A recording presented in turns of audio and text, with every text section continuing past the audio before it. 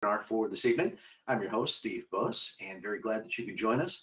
This webinar and our entire webinar series is made possible by the Commemorative Air Force. For details on how you can further CAF's mission to educate, inspire, and honor, just visit our website, commemorativeairforce.org. You can support us through donations or as a member. We'd love to have you as a member of CAF, 12,000 members worldwide. We'd like to add to that. And in fact, you will see in our other camera box, our other webinar, Frank McKay, who is our guest tonight, proudly wearing his CAF shirt. And Frank, very happy to have you with us tonight. And for those of you watching, if you have any questions during Frank's presentation about the SkyBaby, the J-4 Cub Coupe, just type them in the comment box. No matter where you're watching, either go to webinar, Facebook, or YouTube. Either way, just go ahead and jot any questions you might have during the presentation in the comment section. Leah Block is monitoring all of our social media channels. She'll send those questions over to me, and I'll relay them to our guest. We'll get all of your curiosities answered before the hour is over. So with that, Frank McKay from Texas, you're joining us tonight. Glad to have you as part of our webinar series. Good evening. Great. Thank you very much, Leah, Steve. Appreciate the opportunity to join you here tonight. I'm going to talk about SkyBaby. So I'm a member of the Maxine Flournoy 3rd Course Squadron in based at McCampbell Porter Airport near Portland, Texas. I guess before I start, I'll just give you a little bit of background so folks know what a SkyBaby is and kind of where I'm coming from. So SkyBaby was my mother's airplane. She bought it new, I believe, in 1940. And she did her flying mainly around West Virginia, Fairmont, Morgantown, Clarksburg area. And when World War II started, she immediately joined the Civil Air Patrol. And so for all of the war years, at least, she used SkyBaby for the most part to support Civil Air Patrol activities, which might be search and rescue, training, forest fire patrol, things like that. And then by the time I came along, she'd long since sold SkyBaby, gotten married, moved to Florida, and sort of gotten on with her life. So my story really starts about the time that I was old enough for bedtime stories. So mother really never got past her love for flying and her love of her airplane. So she sort of leveraged that to help raise her kids, I guess you'd say. So if we lived out in the country, most folks are not really that familiar with the swampy side of Florida, but we live way out in the country in a very swampy part of the state near a big lake. Didn't have television. We didn't have really any radio. So about the only way that mom could kind of get us settled down in the evening was bedtime stories. So we listened to lots of bedtime stories about SkyBaby. We listened to bedtime stories about her exploits with the Civil Air Patrol. Exciting stories about chasing German submarines. Some of her cadets were involved in coastal patrol. Scary stories about bad weather, flying in the mountains. Funny stories about the antics that her cadets would pull on her sometimes, and sad stories about young men who she trained that went on to the military and went on to the theater in Europe or the Pacific, and many of them didn't come home. So listening to those stories when I was a kid was great entertainment, but it also put the thought in my mind that one day I would just love to find SkyBaby. Remember, by this point, she'd sold SkyBaby, 10 or 12 years before. And, it wasn't, sorry, yeah, almost. So it was just a story to us. We never actually saw the airplane. So I always had in the back of my mind that somewhere out there was Mom's Cub, and someday I was going to find it. So although I had that aspiration, about the only information that I really had were bedtime stories. So it pretty much stayed in that realm for the next 60 years. I remembered many of the stories, but we didn't have any data. This is one of two photographs that we had of SkyBaby. You can see on it the CAP logo, but what you don't see is any numbers. We couldn't read a single number. I've even had this photo enhanced, and you can just make out a little bit of the tail number, but not enough to really be able to identify it. And certainly earlier in my life, I didn't have any data that would help me find SkyBaby. So every time I saw a Piper Cub on the tarmac, every time I saw a pilot who'd been flying a Cub, I would always ask, where did this airplane come from? Do you know how old it is? And generally the answers were just not very satisfying. I never really had a close call with finding anything that might remotely be SkyBaby. So it just stayed like that, and it stayed like that until 2019. So in 2019, it sort of amazing coincidence number one, I'll call it. One day I was getting ready to go exercise, and I was searching through my phone for a podcast to listen to while I was exercising. And I just noticed that a podcast called Stuff You Should Know. And in the title, it said they were talking about the Civil Air Patrol. And so I thought, well, that's interesting. My mother was in the Civil Air Patrol, and, I heard a lot of stories about it, but, I'd like to know a little bit more about the organization. So, I tuned in, and they gave a quite a nice summary of Civil Air Patrol. They talked about many of the things that they did during the war and the contribution they made to the war effort. And at the very end, literally the last minute or so of the thing, they said, and folks from the Civil Air Patrol who were members during World War II were awarded a Congressional Gold Medal. I thought, well, that's interesting. I'd never heard that. I didn't know anything about that. So I thought, well, when I get home, I'm going to send an email or see if I can find some information about that. So I got home, started looking through websites for the Civil Air Patrol, and found that, in fact, that was true, that the members during World War II had been awarded a Congressional Gold Medal. And so I thought, well, that's pretty cool. I wonder if the Civil Air Patrol has any other information that might be interesting to the family, particularly about my mother's service. So I dug around for a while on the internet and came up with a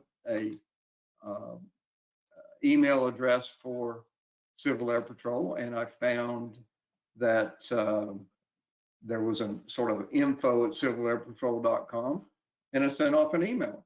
Said, my mother was a member in Fairmont, West Virginia in the 40s, and I'm wondering if you all might have some information about her service. And what's this thing about the Congressional Gold Medal? Might she be one of the members that would qualify for that medal?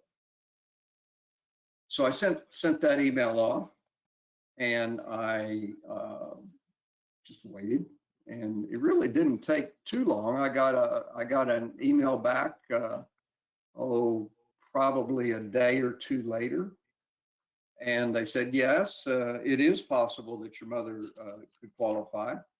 Unfortunately, we don't have a lot of information about our members from that time period, simply because we had a big fire and we lost a lot of our old records. So, but if you send us, what you have, and see if you can find some more information. If you don't have what we have, may not be enough. And we'll see what we can do. So I sent that off, and I sent 2 pictures, I think. And then we went on a quest to see if we could find some more information. So we looked, and somewhere along the line, my wife remembered some documents that she had come across when she was packing up my mother's belongings when she passed back in 1985. And so she said, there was an envelope. It had some stuff in it. I don't remember exactly what it was, but it's somewhere in one of the boxes that we've got packed away in the attic. And so that was interesting. I didn't feel like anything was going to happen with the Civil Air Patrol until we got them some more information. And they had warned me it might be a couple of years, so we didn't really have our hopes up too much. And I'm just going to leave you right there for a moment. Let's just pause that part of the story, and we're going to go on. Because literally about a week later, my wife had found the envelope, but about a week later, we got an email back from Civil Air Patrol. It said, guess what? No problem. We have a pretty good record of our officers, and we found your mother's title and everything on a document that we have, and so there's not going to be a 2-year wait. In fact, she is qualified for the Congressional Gold Medal. And we'd like to set up a ceremony.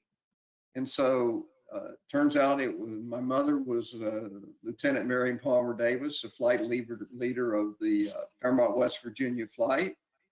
And the following month, they literally set up an award ceremony at the Texas CAP annual meeting in Dallas. So on October the 12th of 2019, Marian's great-granddaughter, Lila Palmer Hoynsey, her namesake, received the Congressional Gold Medal on her behalf.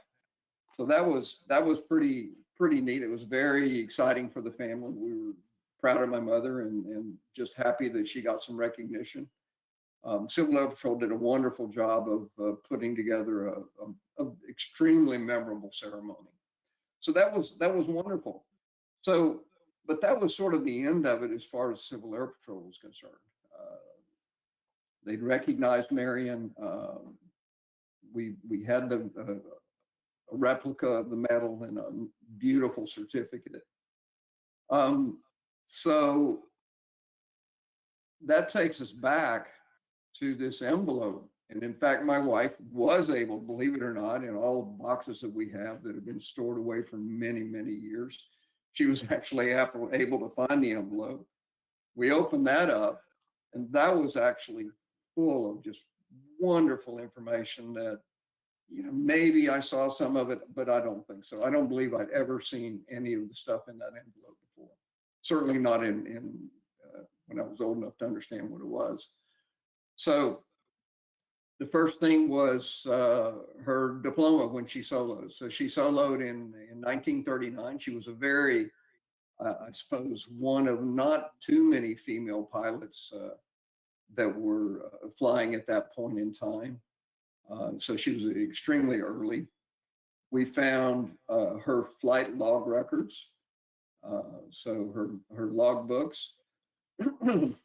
We found the letter that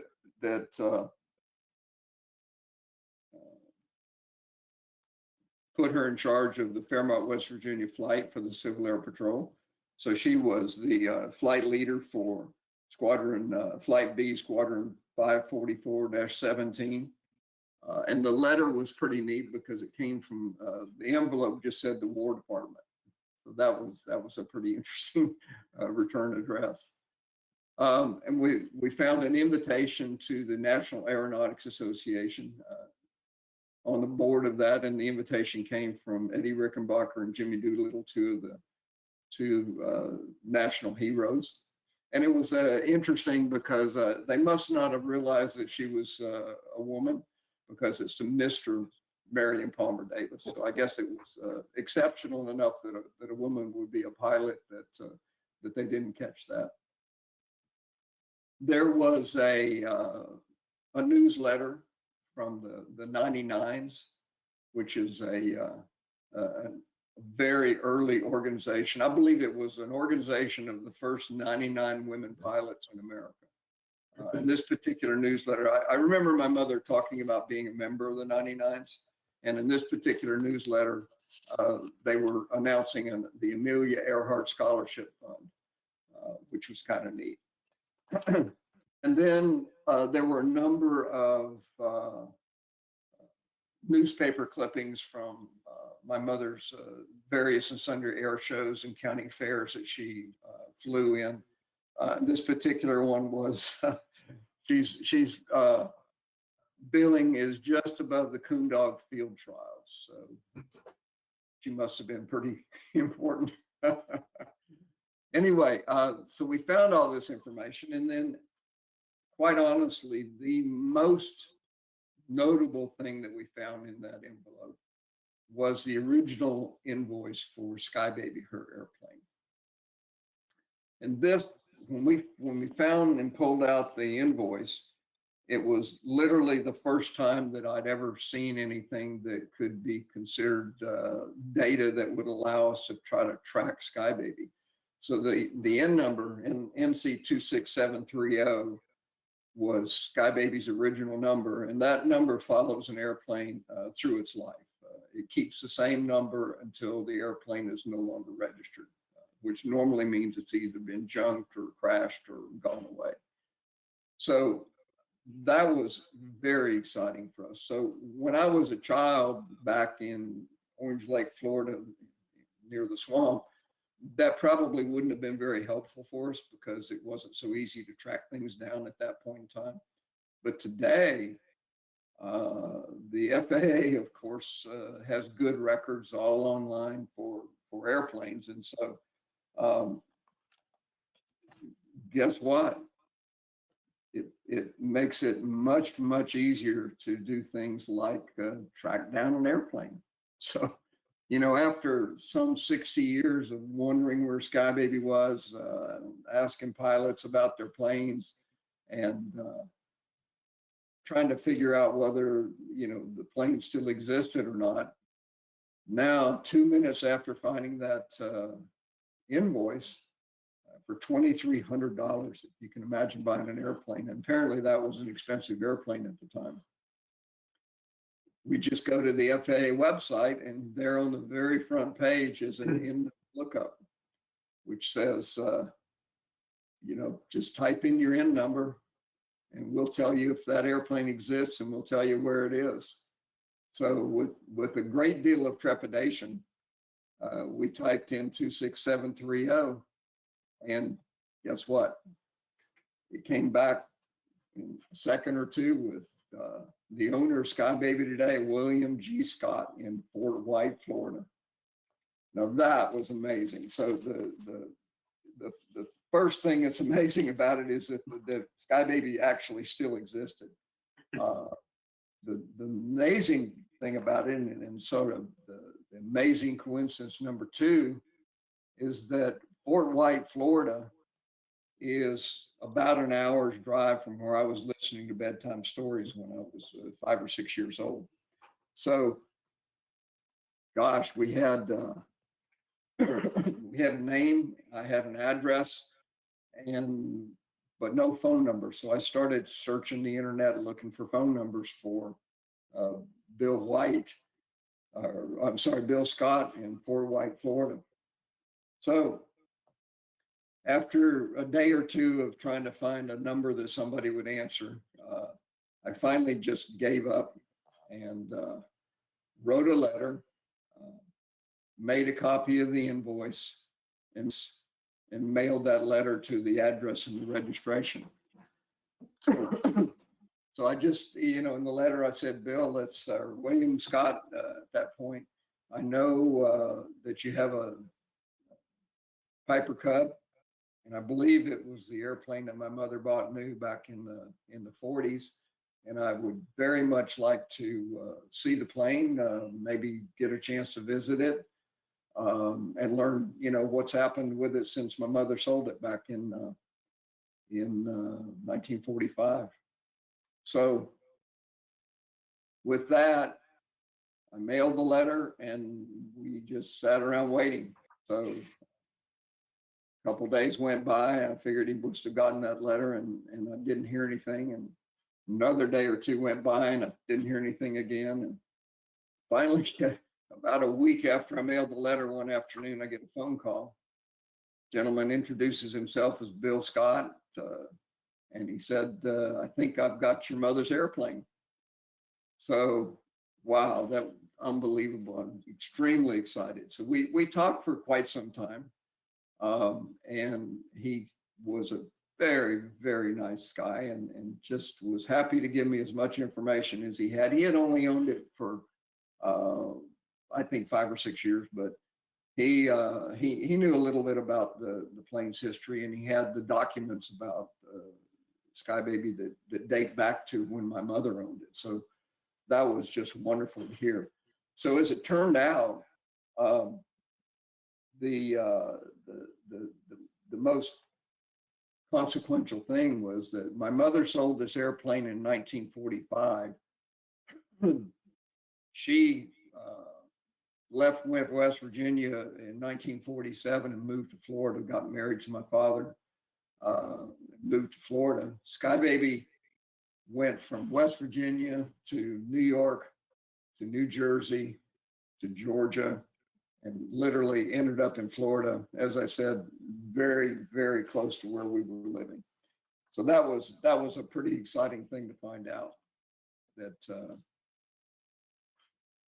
unknown to us, she was probably flying around in the same skies that we were looking up at when I was a kid. So Bill said, look, you're welcome to come and visit us anytime you'd like. And as it turned out, it was a major coincidence, because this was, I think, in October, early October, and we were going to Florida for a family Christmas in December. So he invited us to come by and visit, and we would have passed within a mile of SkyBaby on the interstate and not even known that she was there. So Bill said, look, come on and see us. We're happy to let you talk to, I'll talk to you about the plane, let you know what I know.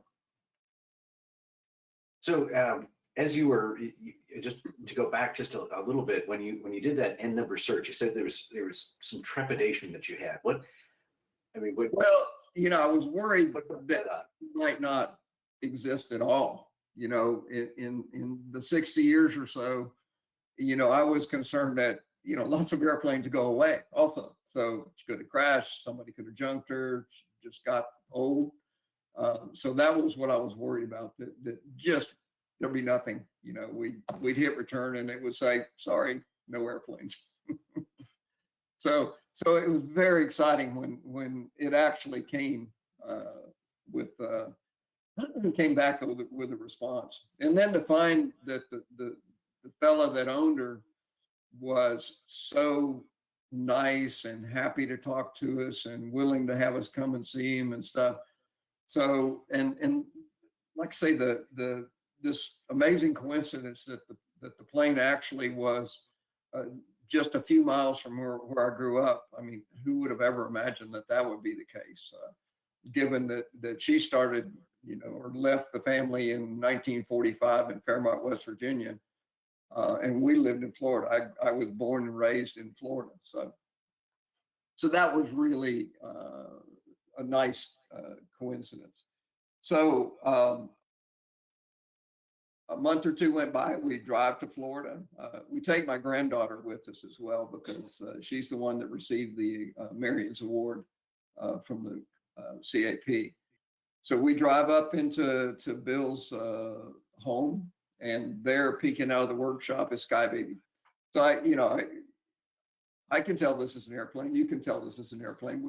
We were probably a little bit disappointed at her condition, because we were kind of expecting a little bit more of an airplane than what we saw when we drove up. But we were so excited just to find her at all that it didn't really matter. So Bill and I, we talked. He showed me around the shop. He showed me what he'd done to her. He was just a real gentleman. I really, really enjoyed meeting him, and he was willing to spend the whole afternoon with us. So as we're putzing around, looking into the various and sundry parts, he said, "Okay, well, we've got to go over to my container because that's where I've got her wings and the engine and stuff like that." So as we're kind of walking over there, they said, "Oh, but let's look at the books." So he pulls out SkyBaby's flight records. So he has both of the aircraft logbooks, which match up with the pilot's logbooks that my wife had found in the envelope back home. So that was absolutely amazing. So we lay out these flight books.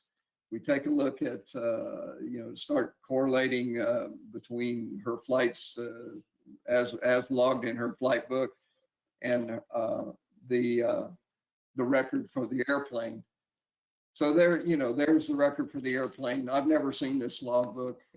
It's in my mother's handwriting very clearly, her address in Fairmont, West Virginia. It's just amazing. So we start to look in more detail comparing the two books, and I get to the last page of her first logbook, which would have been toward the end of 1940. And they're written sort of in the margin of the book, would have been her very last entry in this book. And it was sort of a little note to the book itself. And it sort of chokes me up every time I think about it because it said, "Goodbye, old friend. This has been the best year of my life." And it just hit me at that moment how much my mother had loved flying and had loved flying that airplane. And so I just thought at that moment, I've got to have this plane. So, as Bill and I are walking over to the container that's got the wings in it and the motor and stuff, I said, "Look, if you want to sell her, would you want to sell her?" And he said, "Well, would you want to buy her?"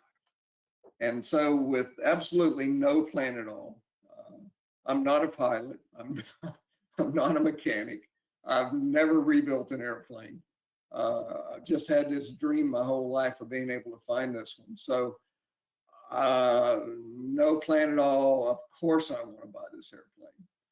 And Bill, I guess, had thought about it as well because he came back and said, "Well, look, I've got a price in mind." And said, I would love to sell you this airplane for $2,300, which is exactly what my mother paid for her in 1940. So with that, we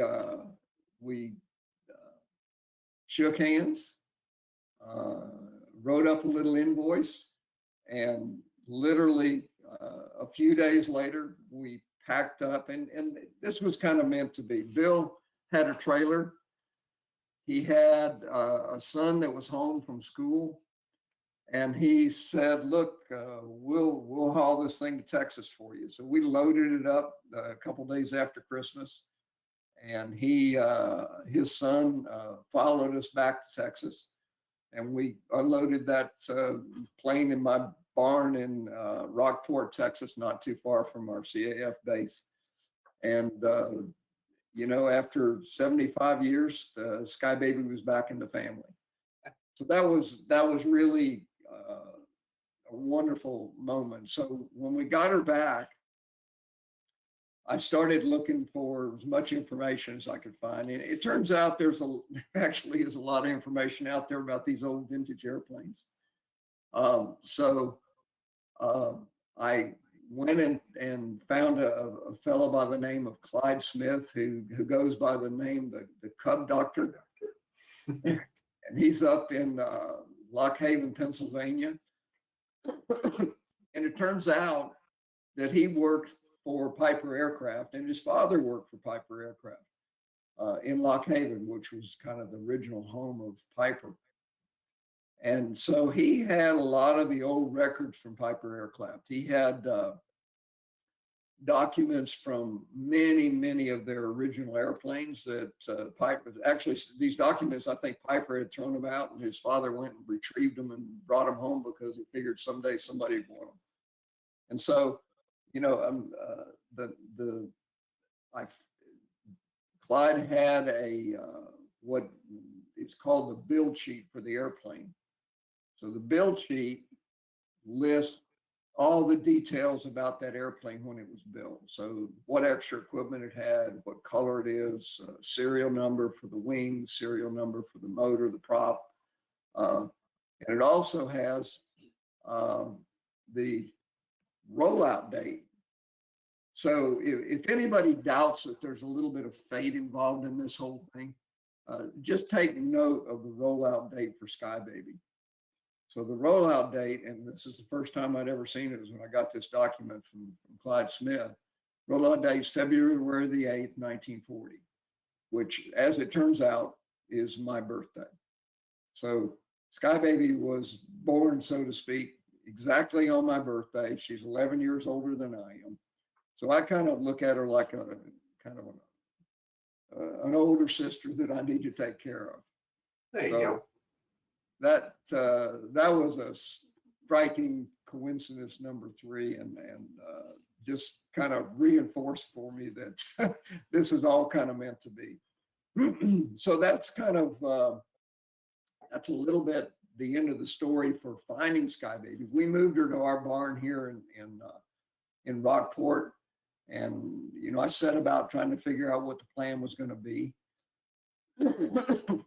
And it turns out that our squadron here at the Commemorative Air Force was very keen on getting a cadet program set up here at our squadron.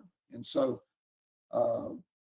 with a little bit of discussion, we finally decided that the best course of action would be for me to donate SkyBaby to the Commemorative Air Force. And our plan is for the airplane to be sort of the main project for our cadet group. And so we're sort of already getting started on that. She was plane number 1 of the 12 planes of Christmas this year. We raised $5,000 to do to get the restoration started. Obviously, it's going to cost a lot more than that, but that at least gets it started. We've got small group of cadets, and we're recruiting for some more. And so I'm absolutely sure that Marian would agree that it's fitting for SkyBaby to join in the training of young people, just like she did back during the war for Civil Air Patrol cadets. So that's kind of it. I've enjoyed talking about it with you all. Yeah. If there are any questions, I'd be happy to answer them. Oh, there are quite a few that have kind of come up.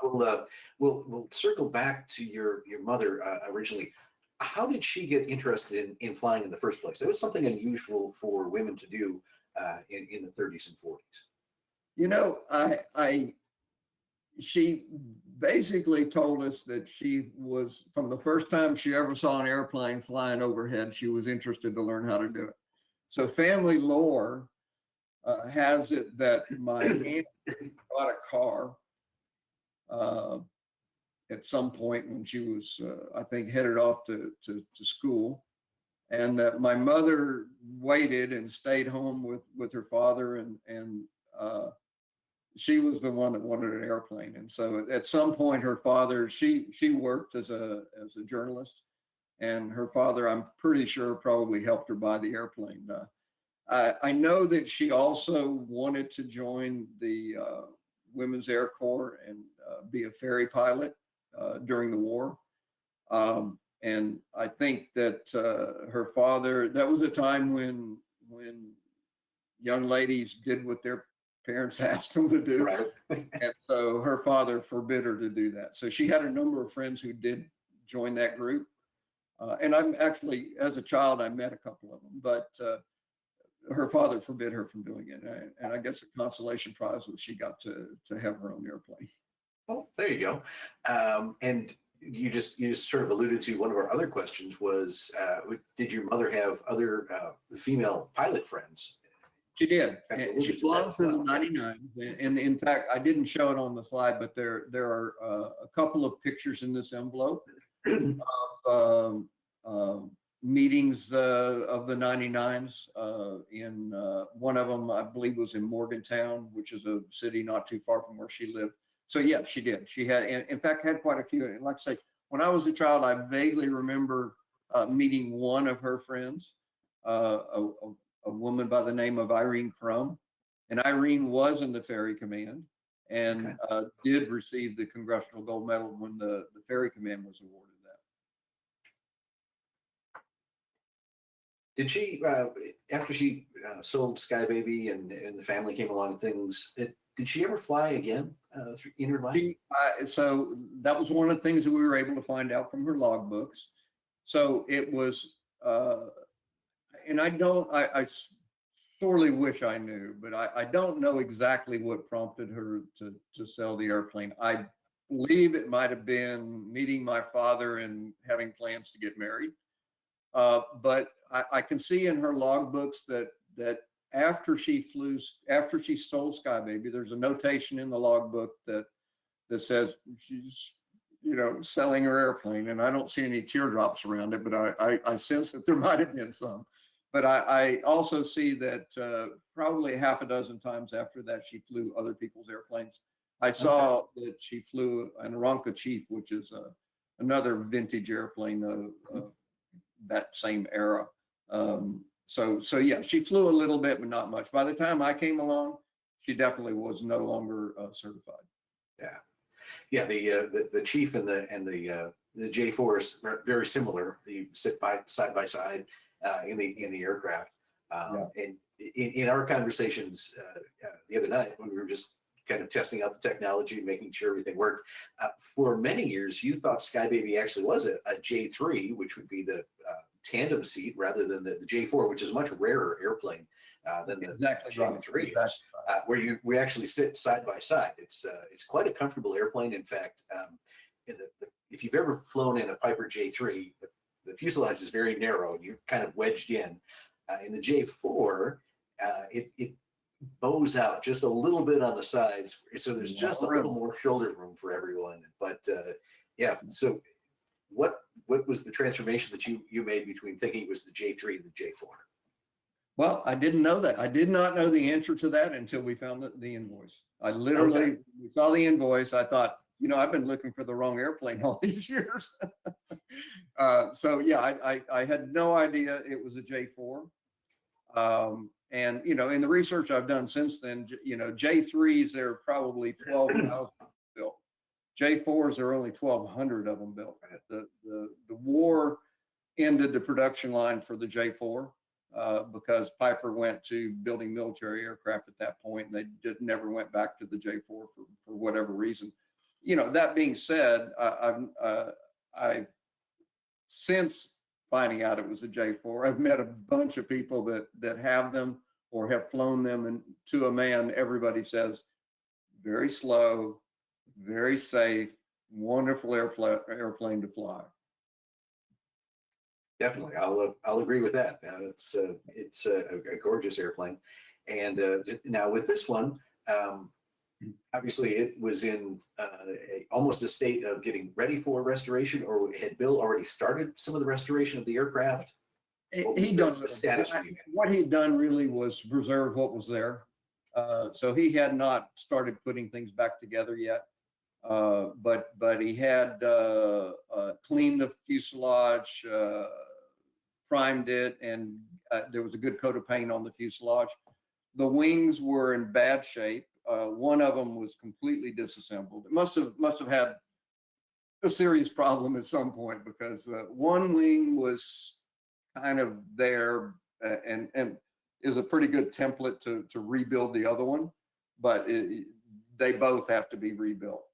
So we have a full set of new ribs for one wing, and all the bits and pieces for the other wing. Engine, we don't have an engine. We'll be looking for a Continental 65 engine for it. We don't have a prop. I got enthusiastic right after I bought her, and just before the COVID shut down, believe it or not, I found another J4 that had a pretty hard landing up in Iowa. And I went up to Iowa, and almost sight unseen, I bought this airplane and came back. I made a 3-day trip to Iowa. And so the reason I did it was because it began to dawn on me how difficult it was going to be to find all the bits and pieces we were going to need to reassemble SkyBaby. So some of them are there, but a lot of them are not there. And so we have another airplane that's it's a pretty good synergistic match, because the other airplane has a very bad fuselage but pretty good wings. So you put the two together, we've got a lot of the bits and pieces that we need to reassemble SkyBaby. So that's the plan right now. She'll continue to be 26730, but we'll have wings from another plane. And gas tank. Think about all the bits and pieces: wings, gas tank, landing gear. You know, there's all the little pulleys and things that you need to rebuild an airplane. We've got a lot of those. So that means that we've got to buy a canvas, we've got to buy an engine, we've got to find or rebuild the one that we've got. We've got an engine that's we believe can be rebuilt, but it's going to take a lot of work to do it. So it's got to be, you know, we've got to send it off, and somebody who knows what they're doing is going to have to do that. So when you got all the parts and pieces of SkyBaby together from Bill's place in Florida, brought it to your farm, at that point, you had said you're not a pilot, not a mechanic, hadn't restored an airplane. When was the realization of how complex this project was starting to get? When did that sort of settle in? Pretty quick. No, you know, I immediately started running around our area looking for folks who knew something about building airplanes and restoring airplanes. And we don't. There's an EAA chapter not too far away, and so I joined that and met those guys and saw some of the work that they were doing, and it began to be pretty clear that I was going to have to learn a lot if I was going to do this by myself. And to be honest, it seemed like a really good solution to involve cadets. It's a wonderful training tool for young folks who are interested in aviation. And we have some folks in the squadron that you know, we have some mechanics and folks that know way more than I do about it. So we get some guidance. And I've met a couple of I have a friend now that is in the process of finishing up a J4. So that's an extremely good resource, and he's not too far away and comes to this area of the state fairly often. Clyde Smith, the Cub doctor. I went up and took a school or a workshop that he had in aircraft restoration back in December. And that was, well, actually, I was going to say I learned a lot. But what I learned the most about was how little I knew. And so that was excellent. And he gives a second one, which I'll also take at some point in time. So it dawned on me pretty quick, and I've tried to you know, move up the learning curve as quickly as I can, but there's a lot to learn. Certainly is. As a member of the 3rd Coast Squadron, also named after Maxine Flournoy, who was one of the Women Air Force service pilots, have you had an opportunity to interact with her, or do you know how her reaction is to having the airplane?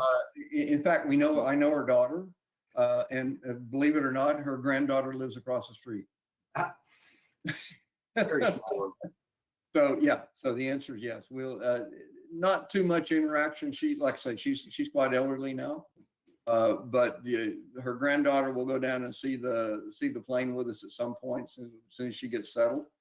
But she was you know, ferried airplanes and was in the WAC, you know, and like I said, some of my mother's friends were also in the same organization.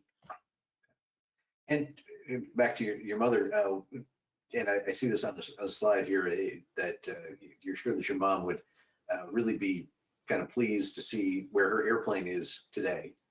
Oh, there's no doubt in my mind. Yeah. There's no doubt at all that she would be extremely pleased to, one, that SkyBaby is safe and that somebody's going to give it the tender loving care that it deserves. but that it would be back training cadets, I think she would be very happy about that. I mean, training cadets in the Civil Air Patrol was one of the highlights for her. You know, she loved doing it. She knew all of them very well. They were friends and family and folks that lived in the area where she grew up. And so she knew, you know, one of the, you know, just as an aside, one of the things that she told me that disappointed her was that more of them, or not all of them, became pilots, because they joined the Army Air Corps, and it wasn't just pilots that they needed. They needed gunners and bombardiers and navigators and all sorts. And she was disappointed that not all of her cadets could actually be pilots. And question that's popped up, where did we go all the way back? Where did the name SkyBaby come from? Was that something she had named the airplane when she first bought it, or did it come later? No, my mother was so she would have gotten, so 1940, so she would have been 24 when she got SkyBaby. You know, it was her baby. That's all I can say, you know. And so that, you know, how she decided on that name, I don't know, other than it was her baby. Okay. And we mentioned that you're not a pilot mechanic. Any aspirations on your side of becoming a pilot? So maybe one day you can fly this airplane. So, you know, I mean, I've had aspirations to be a pilot since I was 5 years old. You know, as it happened in my life, I got busy with all the other things in life. My family and I spent 25 years overseas. It was just not practical at that time. When I arrived back in Rockport with SkyBaby, I immediately went down to our local airport and signed up for flying lessons. So COVID sort of slowed it down a little bit, but I finished ground school and had a couple of hours, and there's no question at all that no question in my mind that by the time SkyBaby's ready to fly, I hope I'll be ready to fly her. Well, and what airplane are you flying for your flight training? The Cessna 150s. And aside from the Piper J3, the Cessna 150 is trained I've got a lot of there is pilots. actually in our in our squadron, we have one of the members also has a J3. So at some point I'll probably switch over to a tail dragger, and before I fly SkyBaby, I'd like to learn a little bit more about flying it. If now you're talking about the cadet program and the restoration of the airplane, raise some more money. We hope tonight. If folks want to donate to the project, how do they do that, and how do they follow the progress of what's happening with the airplane? Yeah, so there's a donation button on our the Maxine Flournoy 3rd Coast Squadron. I don't know if the 12 Planes of Crispin donations are still available, but that would be another way for them to do it. Or they can contact me through the CAF, or anybody in our squadron, I think. If anyone's interested, I would, you know, strongly encourage them to do it. Get a hold of me one way or another, and I'll be happy to help facilitate whatever we have to do. Excellent. What's the next steps, the next immediate steps for the airplane? So we cleared out some area. We've got a nice size hangar, and we've cleared out some area where we're going to sort of set up our work area for the cadets. So we've got to get uniforms. There's a few tools that we're going to have to get before we can do much. And then we'll start to have the cadets work on moving some of the parts from the parts plane over to SkyBaby. And yeah, I mean, that all should start now that we've got a little bit of money to work with from the 12 Planes project.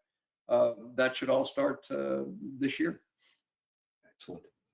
Do you have any idea where, I mean, the airplane has almost followed you around and within miles of where you grew up, but do you have any other indications of where the airplane sort of was? You showed the map was kind of East Coast, but is that really kind of where it stayed? Yeah, she spent a few years in a number of different places before she finally made it to Florida. and yeah, the registration log of it, I have a CD that actually has a registration log for the plane, so that comes from the FAA, and it literally has the list of all the owners. There were quite a few owners over the years, so it has a list of all of those. But the last active entries were back in the 60s, so she's been sitting around for quite a long time. Okay. And your granddaughter, the one who received the Congressional Gold Medal, does she have any aspirations following in her great-grandmother's footsteps? Yeah, she doesn't live here in Rockport. She lives up in Austin, which is about only 3 hours away. She's a pretty spunky kid. I think she has some, as a kid that's 11 years old she has some aspirations to fly. So we'll just have to wait and see. We won't push her, but if she's interested, I would certainly encourage it. I think it would be a nice legacy for her great-grandmother. Oh, certainly. You at the very, very beginning, you talked about the bedtime stories, and you said there were some tragic stories that your mom told, and some maybe scarier stories about flying in weather in West Virginia. But you also mentioned some funny stories. Are any of those that stand out to you in your memory? Well,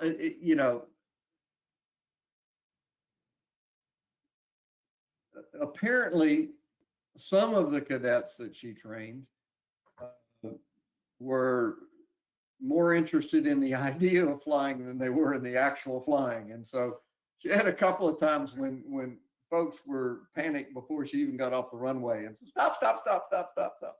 So she had one particular cadet that happened, and she actually had to abort a takeoff because the kid was just so frantic and scared of taking off that he just, no, I want out of this thing. Right. But there are a number of stories. She tells one about flying from I can't remember, Fairmont to Morgantown, I believe, which was an area that she flew quite a lot, and getting up and getting socked in, clouds behind her, clouds on both sides, and then clouds came in from the front, and so she ends up in almost a whiteout and just petrified. Back then, they didn't have the same kind of GPS information, that we have today. And so she's flying along in a whiteout, and all of a sudden she just felt what felt like little fingers holding the wings up.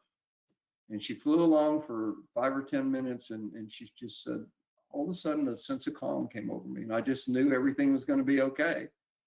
And 5 or 10 minutes later, after just flying along with these little fingers kind of touching the bottom of the wing, he popped out of the clouds. A nice sunshiny day right over the Morgantown airport. Amazing. SkyBaby was taking care of her that day. Took care of her. That's right. So we need to take care of SkyBaby now. Exactly. And Frank, we had talked about this as well. And so we've told the story of SkyBaby up to this point, and we're going to check in again with you some months down the road as the cadet program kind of gets off the ground, and check in on the progress of the airplane and the cadet program, which I think is very important to not only the future of CAF, but also to the future of aviation, encouraging young people to become pilots or mechanics or air traffic controllers, but actually having a role somewhere in aviation, wherever their interests plug in. I think this has always been an important thing for all of us in aviation to do, to encourage the next generation to come on and enjoy what we've enjoyed. But I just want to give you an opportunity. We've answered all the questions that the audience has, but any final thoughts before we wrap up tonight? No, just I appreciate the opportunity to make this presentation. I hope some folks in our squadron or anywhere else in CAF who's interested get in touch with me. We'll see if there's a role that you can play in helping to rebuild SkyBaby. It's it's a project that's close to my heart, and I know would be completely supported by my mother, and we'll just try to make it happen. Sounds good. It's a great story, and I can't wait to discover the next chapter of the J-4 named SkyBaby, now part of the Maxine Flournoy 3rd Coast Squadron of the CAF. And thank you for joining us for tonight's CAF Warbird Tube webinar. If you have suggestions for any future guests or airplanes like SkyBaby you'd like us to talk about, please drop Lee a block a note at media@cafhq.org. Thanks again to Frank McKay for being our guest tonight. And for the Commemorative Air Force, I'm Steve Buss. Have a good night. Thank you.